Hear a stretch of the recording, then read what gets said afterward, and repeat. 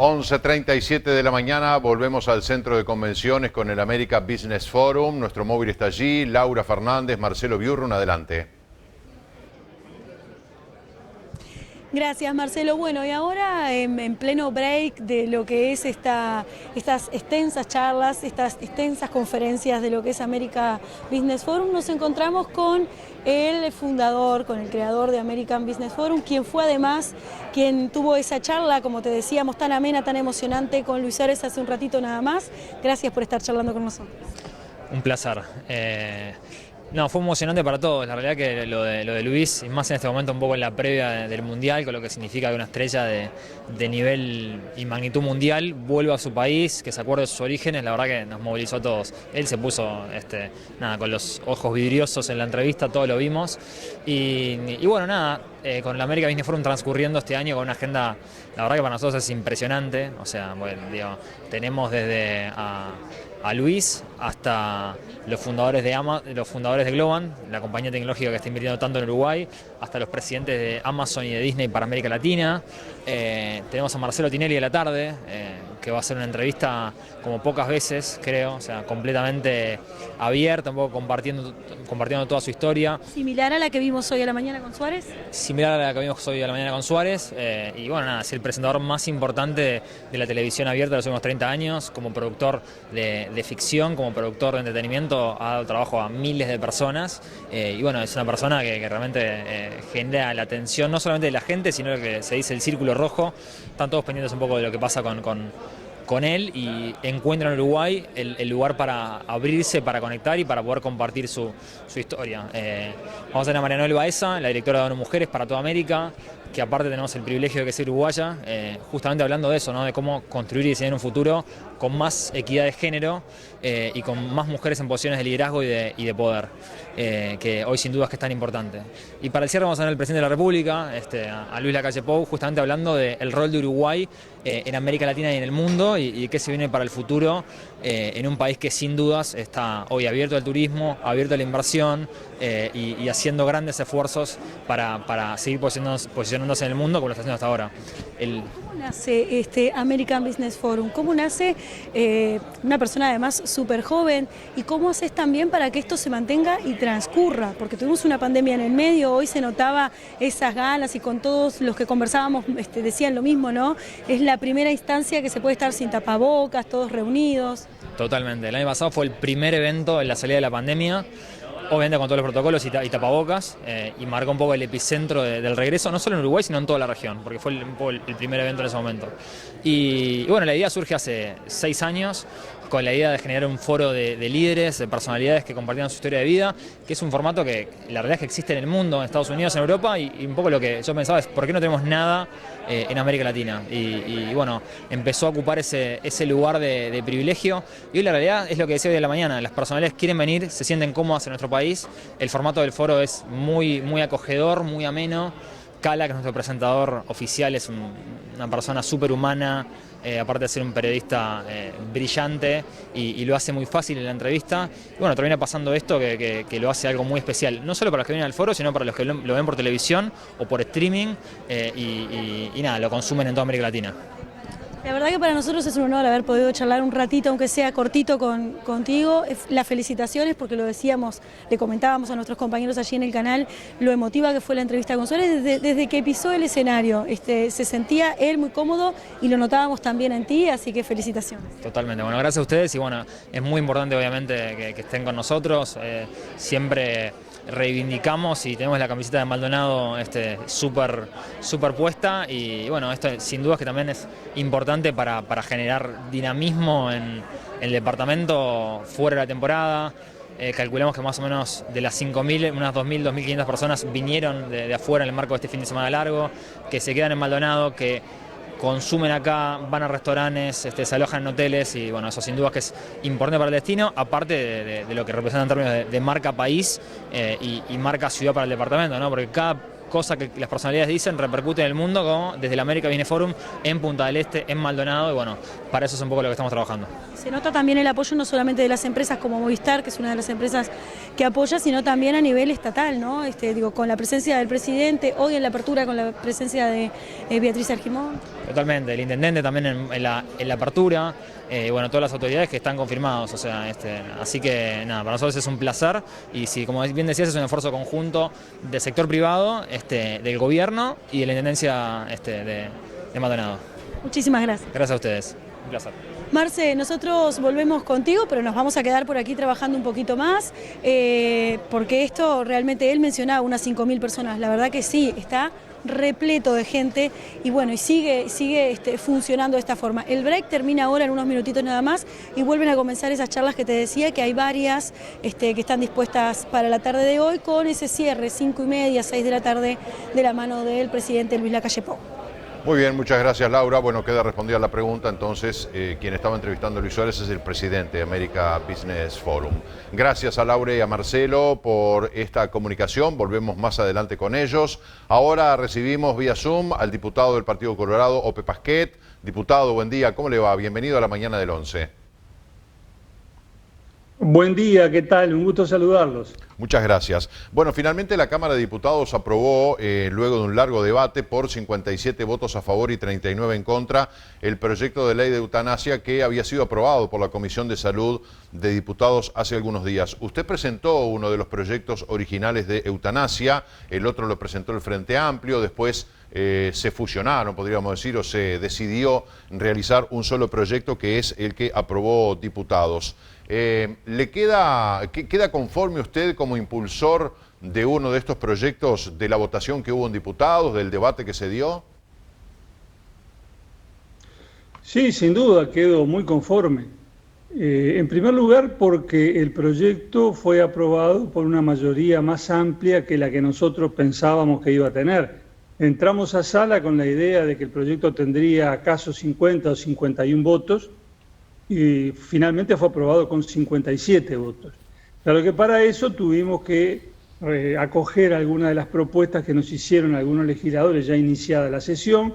Eso dio trabajo, nos exigió entrar en sucesivos cuartos intermedios, pero valió la pena porque amplió la base de respaldo de este proyecto. Y yo destaco que acá hay votos tanto de los partidos que integran la coalición de gobierno, salvo Cabildo Abierto, y además hay votos de la oposición. El Frente Amplio votó masivamente a favor de este proyecto. Así que hay respaldo del Partido Colorado, del Partido Nacional, del Partido Independiente, del Partido de la Gente y del Frente Amplio. Creo que esto es enormemente significativo y valioso. Así que desde ese punto de vista estoy conforme. Y también estoy conforme con lo que fue el tono del debate, que tuvo naturalmente un tono vehemente muchas veces, con algunos puntos de tensión, allí de crispación, pero en todo caso con respeto, sin que se hicieran cuestiones político-partidarias de esto, que es un tema no político-partidario, un tema filosófico, que creo yo que se discutió con altura. Así que desde todo punto de vista, por el proceso y por el resultado, estoy realmente muy conforme.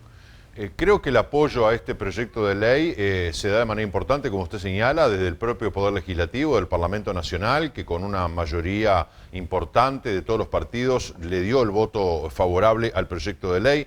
El Frente Amplio, que es el partido de oposición, que se podría pensar, bueno, es un partido opositor, no va a estar de acuerdo, pero esto va más allá de partidos políticos. Esto es una cuestión de filosofía de vida. El propio presidente del Frente Amplio salió a decir que le pareció un muy buen proyecto, contó el caso de su madre, que... Yo creo que ahí hay una gran diferencia. Cuando tenemos casos cercanos que sabemos de qué se trata, a usted le ha pasado de cantidad de pacientes que se han comunicado con usted planteando situaciones desesperantes realmente. Bueno, ahí como que tenemos otra mirada, ¿no? Porque desde el punto de vista de la filosofía o en un escritorio sin tener noción, capaz que uno esboza algún pensamiento que no se ajusta a la realidad. Hay una amplia cantidad de médicos también que están de acuerdo con la eutanasia y por sobre todas las cosas, en una encuesta que se hizo de opinión pública, un 75% de los uruguayos están de acuerdo con este proyecto. Bueno, es así, efectivamente. Ha habido varias encuestas realizadas por distintas empresas encuestadoras. Todas ellas arrojan un saldo de opinión claramente favorable en algunos casos abrumadoramente mayoritario a favor de la eutanasia, 77, 80%. Creo que eso es muy significativo. Además, dentro del gremio médico, alguna encuesta de ella señalaba también que hay una abrumadora mayoría a favor de la eutanasia, inclusive de médicos que se dicen dispuestos a practicarla llegado el caso. Esto es importante, porque el proyecto no les impone a los médicos el deber de practicar la eutanasia. Al contrario, se consagra expresamente la posibilidad de que opongan la objeción de conciencia, como pasa en los casos de interrupción voluntaria del embarazo. Así que, por un lado, se respeta la libertad de la persona que está sufriendo, este es el eje del proyecto, la persona que libremente opta por pedir la eutanasia porque está sufriendo de manera que le resulta insoportable, y por otro lado también la libertad del médico y de los demás integrantes del equipo asistencial, los enfermeros, los auxiliares de enfermería, que si no quieren participar podrán oponer la objeción de conciencia y su negativa será respetada. Así que está garantizada la libertad de todos y se procura responder a situaciones de sufrimiento para las cuales algunas personas buscan desesperadamente una salida que hoy en nuestro derecho positivo no tiene. Se han dicho algunas cosas en el transcurso de la discusión de este proyecto, como por ejemplo lo que señaló el diputado del Partido Nacional, Rodrigo Goñi, que está en contra del proyecto, que dijo que con esta ley va a haber un universo de 100.000 uruguayos que van a tener derecho a pedir la eutanasia, y ponía el caso de una persona de repente que tenga un siniestro de tránsito, sufre una amputación y se siente menoscabada en la sociedad, limitada por no poder conseguir empleo, capaz que discriminada, y está en una situación de depresión y que capaz que pide que le apliquen la eutanasia. A mí me gustaría que usted lo explique, pero por un lado, este proyecto de ley está muy bien enmarcado en quiénes son los que pueden acceder y en qué condiciones al proyecto de ley de eutanasia. Y no es una cuestión de que porque a mí me va mal en la vida o en el negocio con mi pareja, bueno, no quiero vivir más, adiós mundo cruel y pido la eutanasia. Me gustaría que usted explicara un poquito ese marco. Bien, cómo no. Yo insisto con algo que dije recién que me parece que es fundamental. No olvidemos que esto es voluntario. Uno a veces escucha a quienes se oponen a este proyecto y dan la sensación de que los médicos van a salir a recorrer los pasillos de los hospitales con un rifle sanitario para eliminar a todos aquellos que ellos entiendan que son eutanasiables. Digo, no es así. Esto parte de la base de la voluntad de la persona que la tiene que expresar ante el médico tratante en primer lugar y firmar su manifestación de voluntad. Y luego tendrá que reiterar esa expresión de voluntad en varias ocasiones y al final tendrá que hacerlo otra vez ante testigos y firmando. Es decir, que la voluntad de la persona es un componente esencial de todo esto. ¿Quiénes podrán reclamar que se anticipe su muerte? Bueno, hay dos grandes tipos de situaciones, digamos. En primer lugar, lo de quienes están cursando la etapa terminal de una enfermedad incurable, irreversible, que deteriora gravemente su calidad de vida y bueno, y les genera los sufrimientos consiguientes. Pero hablamos de etapa terminal de enfermedad incurable e irreversible. Por ejemplo, notoriamente cáncer. En países donde ya tienen ley de eutanasia de hace muchos años, como en los Países Bajos, por ejemplo, Holanda, los casos de eutanasia son más del 90% casos de cáncer. Después hay casos de esclerosis lateral amiotrófica y similares, en enfermedades neurodegenerativas, y queda un pequeño saldo de otras enfermedades. Pero el grueso del asunto es el cáncer. Esto está contemplado en el proyecto. Y la otra hipótesis que el proyecto contempla, que nos parece también muy importante, es la de quienes no están en situación terminal, pero sí están experimentando como consecuencia de patologías o condiciones de salud incurables e irreversibles, un grave y progresivo deterioro de su calidad de vida y están experimentando sufrimientos insoportables. Ejemplo, el cuadripléjico, la persona que, como consecuencia de un accidente, por ejemplo, ha perdido toda posibilidad de mover sus miembros, brazos y piernas, solo mueve la cabeza y necesita de la ayuda de terceros absolutamente para todo y puede permanecer en esa situación años, lustros o décadas. Hay un caso célebre, es el del marinero español Ramón Sampedro, tuvo un accidente a los 25 años de edad, pasó 30 años postrado hasta que al final sus amigos se apiadaron de él y le permitieron quitarse la vida bebiendo una sustancia que ellos le facilitaron. O sea que esta hipótesis del sufrimiento insoportable, aunque no esté frente a la muerte inminente, aunque no sea una situación terminal, eso también está contemplado en el proyecto de ley y nos parece claramente que debe estarlo porque atrás hay un sufrimiento humano que si no, no encuentra salida. Por supuesto, el que sale por estas puertas es el que elige hacerlo. Insisto una vez más, esto es estrictamente voluntario. Diputado, le quiero preguntar, porque bueno, en la exposición de motivos del primer proyecto, primero se hablaba de enfermos terminales, después el término de terminales se eliminó por una sugerencia del ámbito médico, aunque el Código de Ética Médica habla de enfermos terminales. Y por otro lado, es un secreto a voces de que en Uruguay se aplica el cóctel o la sedación paliativa, ¿no? Que de repente queda menos chocante el término. Lo que pasa es que hoy es delito. Este proyecto también introduce la despenalización de los médicos que lleven a cabo la maniobra de eutanasia. Ahora, ¿cómo se introduce el Código de Ética Médica, que claramente no está de acuerdo con cualquier inducción o colaboración de los profesionales para llegar al final de la vida de una persona? ¿Cómo fue contemplado este código en el proyecto? El Código de Ética Médica tiene un artículo, el artículo 46, que dice que la práctica de la eutanasia es contraria a la ética de la profesión.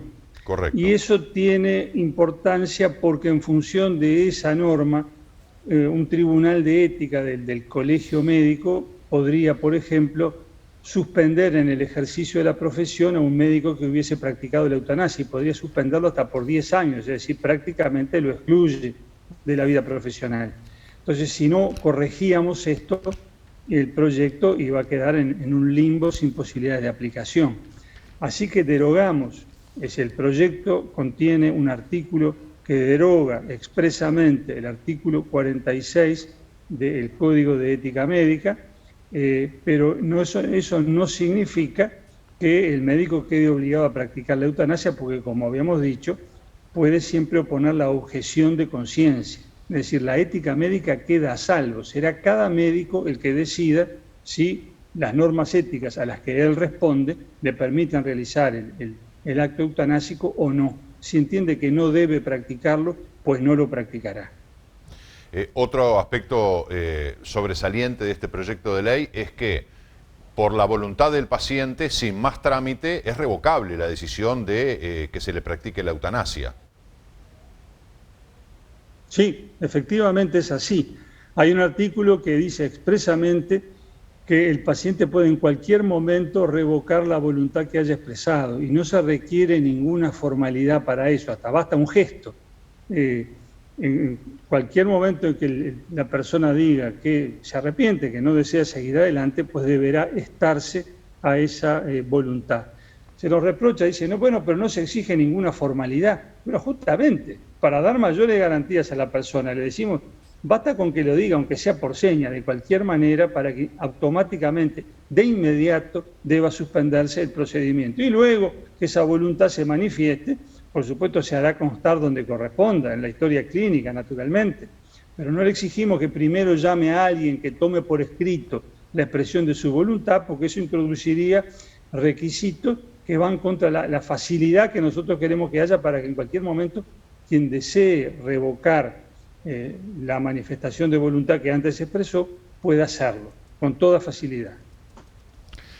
Uno lee los artículos del Código de Ética Médica, usted señalaba el artículo 46 que fue derogado, pero por ejemplo el artículo 48 que dice que en enfermos terminales, por eso yo decía que el Código cita la palabra terminales, es obligación del médico continuar con la asistencia del paciente con la misma responsabilidad y dedicación, siendo el objetivo de su acción médica aliviar el sufrimiento físico y moral del paciente, ayudándolo a morir dignamente acorde con sus propios valores. Esto aquí juega un papel el tema de los cuidados paliativos, porque de alguna manera también aquí el médico está obligado a brindarle al paciente, aliviar el sufrimiento físico y moral, ayudándolo a morir dignamente. ¿Cómo lo explica esto, diputado? Bueno, eso está perfectamente en línea con las normas que han regido históricamente desde siempre la actividad de los médicos. Ayudan a morir, pero también se ha entendido en función de ese artículo 46 que esa ayuda no comprende el acto por el cual se pone fin intencionalmente a la vida del paciente. Son cosas distintas.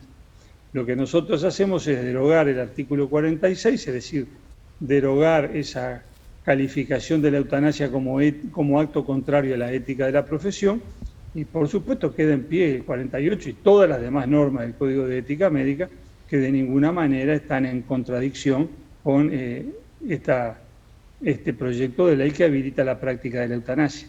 E insisto una vez más, la decisión individual de cada médico será una decisión libre porque está reconocida expresamente la objeción de conciencia. Vuelvo sobre el tema de los cuidados paliativos y leo el artículo 49, que es muy corto. El médico debe respetar la voluntad válida de un paciente que libremente ha decidido rechazar los tratamientos que se le indiquen luego de un adecuado proceso de consentimiento informado. En algún momento se habló que los cuidados paliativos eran la solución, de que no había necesidad de llegar a la eutanasia, cuando en realidad se puede acceder a los cuidados paliativos que pueden ayudar al paciente a tener una mejor calidad de vida. No siempre los cuidados paliativos alcanzan, no solamente al universo de la gente, sino para aliviar esa patología que sufre la persona. Estoy totalmente de acuerdo con lo que acaba de decir usted. Digo, no hay oposición, no hay antagonismo entre cuidados paliativos y eutanasia si los miramos desde la perspectiva que importa, que es la perspectiva de la persona que está sufriendo. Porque a esa persona le pueden ser muy útiles, valiosísimos los cuidados paliativos en una etapa de su enfermedad y en otro momento ya no resultarle suficientes, o haberlo agobiado, haberlo cansado, porque eso también pasa. Gente que finalmente termina necesitando ayuda para vivir las 24 horas del día y que llega a un punto en que dice, bueno, basta, estoy exhausto, no quiero más, quiero terminar acá. Entonces no contrapongamos una cosa con la otra. Todos los que votamos a favor del proyecto de ley de eutanasia, estamos a favor de los cuidados paliativos, ya hemos votado por los cuidados paliativos cuando se votó esto en Cámara de Representantes. Pero primero, sabemos que los cuidados paliativos no curan todos los males, no curan todos los dolores. El caso del cuadripléjico al que me refería recién, no queda contemplado, no queda cubierto por los cuidados paliativos, porque la angustia existencial de la persona, que está perfectamente lúcida, pero que no se puede mover, y puede pasar años de su vida así, no tiene ningún analgésico que la calme. Esa situación de la persona que está con perfecta lucidez, pero que no puede mover ninguno de sus miembros y necesita de otro las 24 horas del día, no hay cuidado paliativo que lo alivie eso. Y además, también hay dolores físicos que no remedian los cuidados paliativos, ¿no? Situaciones finales, terminales, de los pacientes de ELA, por ejemplo, que llega un momento en que no pueden tragar, no pueden hablar, tienen dificultades para respirar. Y en esos casos, ¿cuál es la respuesta paliativa? La sedación esa que lo deja al individuo fuera de ambiente, una especie de coma inducido, ¿es eso? ¿Y cuál es el valor ético de eso? ¿Por qué es éticamente superior la opción de perder la conciencia a la opción de poner fin a la propia vida por propia decisión? Además, insisto, los cuidados paliativos hoy no cubren, desgraciadamente, todo el país ni a toda la población que pudiera necesitarlos. Y sabemos que aunque haya la mejor voluntad política para extender los cuidados paliativos, con lo cual estamos todos de acuerdo, no van a estar funcionando para todos en todo el país de la noche a la mañana, ni hoy, ni mañana, ni el lunes a las 8. Entonces, ¿qué respuesta le damos a la gente que está sufriendo hoy, que hoy está experimentando los sufrimientos insoportables a los que se refiere el proyecto de ley, que no tiene cuidados paliativos, que no tiene acceso a ellos? ¿Qué respuesta le damos? No hay cuidados paliativos y tampoco habilitamos la eutanasia. Entonces, a esa persona, ¿qué le estamos diciendo? ¿Sufra hasta el final? Yo me resisto a aceptar que esta sea la respuesta del Estado uruguayo a situaciones de ese tipo. Y creo que tenemos que fortalecer los cuidados paliativos y habilitar la práctica de la eutanasia, y que la persona que está sufriendo sea la que finalmente decida qué camino tomar, porque en definitiva, insisto también sobre esto, la vida no es una obligación, es un derecho que tenemos, y cada cual, un adulto en su sano juicio, puede disponer de ese derecho. Diputado, nos quedan un par de minutos nada más. Le quería preguntar por los aditivos y sustituciones que tuvo este proyecto de ley. ¿Nos podría contar algunos de ellos cuáles fueron? Bueno, en el artículo 2 incorporamos la referencia a la etapa terminal de las enfermedades. Eso había estado en el proyecto inicial que nosotros presentamos. Yo había tomado esa expresión de la ley 18.473 de voluntad anticipada, que hace referencia a enfermedades terminales. Posteriormente, desde el ámbito médico se nos dijo que ese era un concepto ya superado por la medicina, que hoy por hoy no se maneja el concepto de esa etapa terminal. Por eso, en el proyecto que aprobó la comisión de la Cámara se había eliminado ese giro. Posteriormente, ya en la sesión, algunos legisladores insistieron con la inclusión de la referencia a la terminalidad de la situación y la incluimos porque, bueno, eso nos iba a significar un apoyo mayor para el proyecto que nos parecía muy importante. Pero eso no en nada, digamos, menoscaba los otros aspectos del proyecto, y la referencia es a la etapa terminal no obsta de manera alguna a que consideremos los casos donde el fin de la vida no está próximo, en el caso del cuadripléjico nuevamente, porque allí hay una conjunción o que dice o los casos de sufrimiento insoportable, etcétera, que comprenden esas otras hipótesis que nosotros también queríamos comprender. Así que eso queda cubierto y contemplado. Otro aditivo que se propuso y se incorporó al proyecto fue el que dispone que todas las prestaciones necesarias para hacer efectivo el derecho a pedir asistencia para morir solo pueden ser brindadas por instituciones afiliadas al Sistema Nacional Integrado de Salud.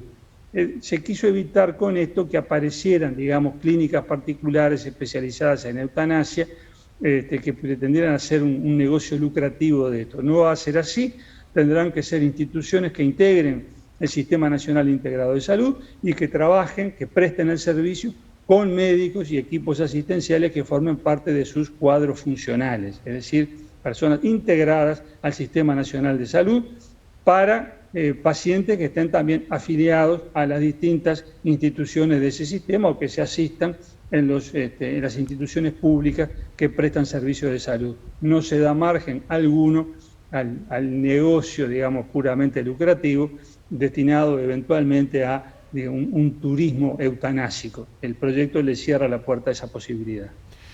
Diputado, y la última, que creo que la respuesta va a ser muy breve. Ahora este proyecto pasa al Senado. ¿Quién se va a poner el proyecto al hombro para defenderlo? Bueno, hay que ver quién se pone la camiseta con el número 10. Esperamos que de las conversaciones con los senadores surjan voluntarios para llevar adelante esta noble causa. Diputado Pepasquet, ha sido muy amable con nosotros. Muchísimas gracias por este tiempo que nos ha dedicado. Con mucho gusto y quedo a las órdenes. Buenos días. Muchas gracias. Buenos días para usted también. Hasta pronto. Bueno, señoras y señores, tenemos que hacer la pausa. 12:05, ya volvemos.